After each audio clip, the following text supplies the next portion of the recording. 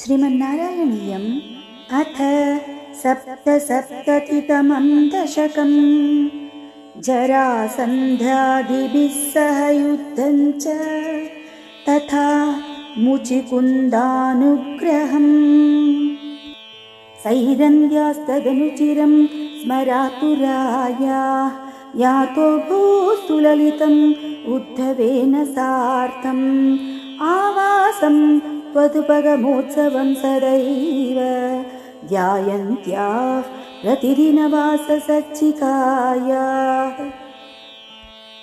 उपगते त्वयि पूर्णमनोरथां प्रमदसम्भ्रमकम्प्रपयोधरां विविधमाननम् आददतीं मुदा प्रहसितां रमयाञ्च कृषे सुखम्।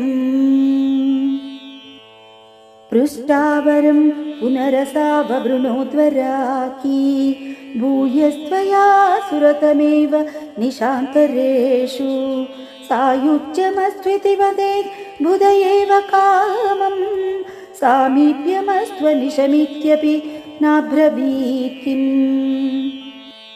ततो भवान् देव निशासु कासुचित् मृगीदृशं तान् निभृतं विनोदयन् अदातु श्लोक इति श्रुतं सुतं स नारदात् सात्वत तन्त्रविद्भवौ।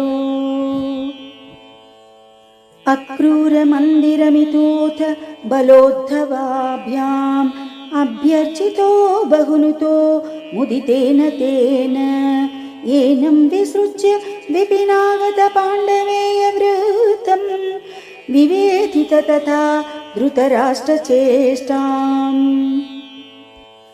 विघाता जामातु परमसुहृतो भोजनृपतेः जरासन्धे रुन्ध्यत्यनवधिरुषान्धेत मधुरां रथाध्यैर्द्योर्लब्धैः कतिपयबलस्त्वं बलयुत त्रयोविंशत्यक्षौहिणी तदुपनीतं समहृताः।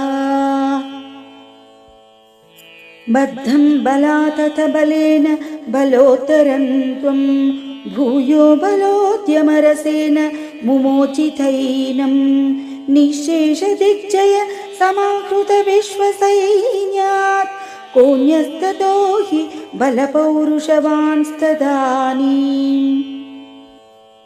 भग्नः सलग्नहृदयोऽपि नृपैः प्रणुन्नो युद्धं त्वया व्यधित षोडशकृत्वयेवम् अक्षौहिणी शिवशिवास्य जगन्त विष्णो सम्भूय सैकनवती त्रिशतं तदानीम्।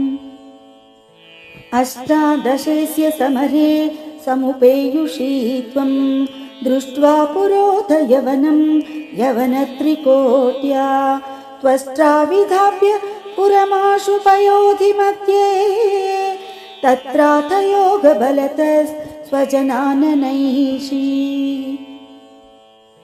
पद्भ्यां त्वं पद्ममाली चकित इव पुरा निर्गतो धावमानो म्लेच्छे सेनानुयातो वधसुकृतविहीनेन शैलेन्यलैषी सुप्तेनाघ्रातेन धृतमतमुचुकुन्देन भस्मीकृतेऽस्मिन् भूपायास्मै गुहान्ते सुललितवपुषा तस्तिषे भक्तिभाजे।